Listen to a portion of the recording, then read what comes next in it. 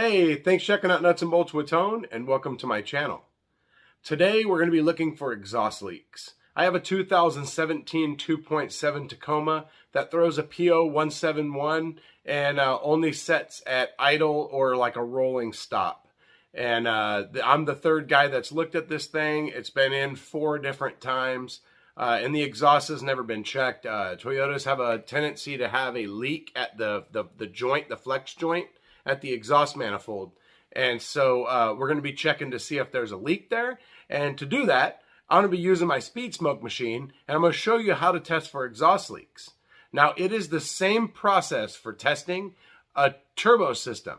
So if you're testing a charge air system on a turbo vehicle, it's the same exact procedure. The only difference is on a turbo vehicle, you're going to go into where the air filter, where the intake air goes in the turbo or the front of the turbo, however you want to attach it. But you're going to be testing it at the inlet of the turbo, and you're going to be testing the whole charge air system.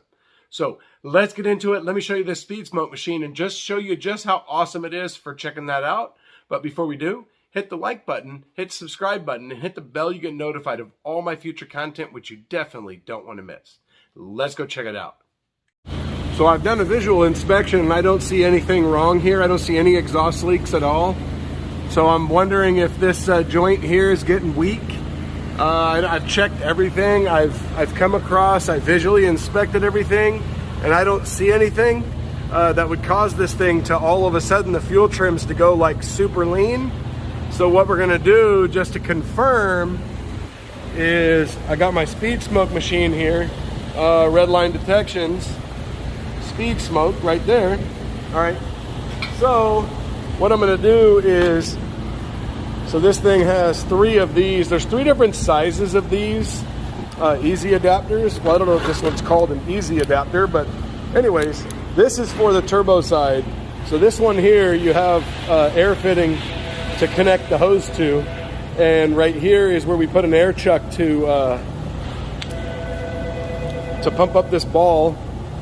And what it does is it's going to go in the exhaust here, and I'm going to pump it up, and we're going to be able to introduce smoke. So the first step is to get this adapter out. Now this is a different adapter than this one, because this one is for intakes and for evap, and this one doesn't have as much pressure. So this one just has a little pumper ball right here and a little release valve, and you use just a little push-in cone type of connector right here for testing evap and intakes. That is not the case in this one. In this one here, because we can put up to 25 pounds, you need a quick connect connector because you couldn't hold 25 pounds in. So we're going to go ahead and get that pumped up, and then I'll show you how we're going to set this up. So it has a blow off right here. So when you're pumping up the ball in here, all right, usually you're using shop air, so you got 150 pounds on your air hoses, and so it'd be real easy to blow something up. And so while you're pumping this up, once it's over pressurized, once it hits its limit, this thing will blow out, and you know it's time to stop. So that's like a little prevention so you don't destroy it. All right, so once you got this in the tailpipe and you got it set up, this is the same way for checking a turbo system. You just would obviously go into a different area to test it, but it has a safety strap here because you're gonna have 25 pounds of air, and if this thing lets go, it's gonna come off pretty hard. So I just have it sitting here just to keep it from, to keep it from blowing out. So the next step we're gonna do is, well, we got the hose connected here. You're gonna connect the hose there. You're gonna come over here. You're gonna take your power leads. And in this case, since I'm at the back of the vehicle, I'm having to use a jumper box because obviously it's not gonna reach to the battery. Now this is a really important step in any time you use anything that has a regulated air. So what we're gonna do is we're gonna go to the turbo side. Okay, light lights up, and that tells you that you have a good power connection. Now what you're gonna do is you're gonna take this regulation knob and turn it to the left. Okay, so you would never wanna start up anything with maximum amount of air pressure unless you're doing like a leak down tester and you've set your gauge to a certain leak down. So the next thing we're going to do is we're going to close the flow control valve. Okay, so what this is it is a flow control valve over here. So in evap, we would use it to look for a leak. So if you're testing an evap system and this ball drops all the way to the bottom, you know you don't have a leak. But if it's hovering over here, it kind of tells you what size the leak is. But that's only if you have this gauge on. All right, so for the turbo side, you have to have the flow control closed or you can't produce enough air. Okay, so what you're gonna do is once you flip this lever, you're gonna turn this to the left, okay? Just so you know that the pressure's been released. All right, so now what we're gonna do is I'm just gonna use air first. We're just gonna hit the air test.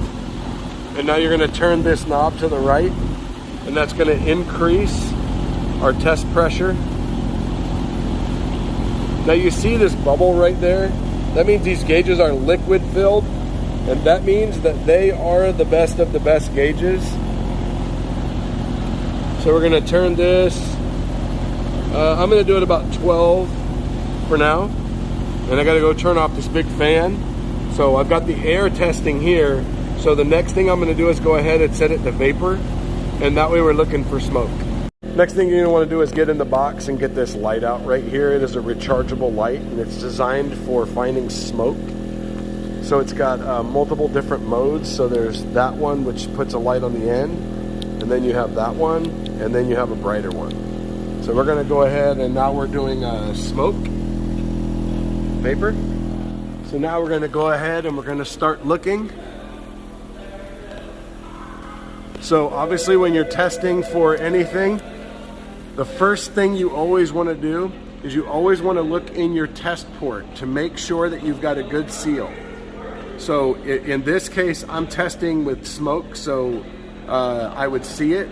But if you were testing for a leak in the evap system and you didn't have a good connection, then you could be leaking right here where you're going in, and therefore your problem is all induced by you. So now I'm going to go ahead and we're going to go ahead and just walk along this whole exhaust. And it may take a minute. If I'm going to see anything, I don't think I'm going to. But I'm going to check anyways just to make sure, just to rule it out. So let me let this go for a minute. Now the one thing that you didn't see and that you're probably going to be pretty surprised about is where is the air hose? When you come back here, there's no air hose. That's because this has its own compressor, and that noise is it building its own air pressure.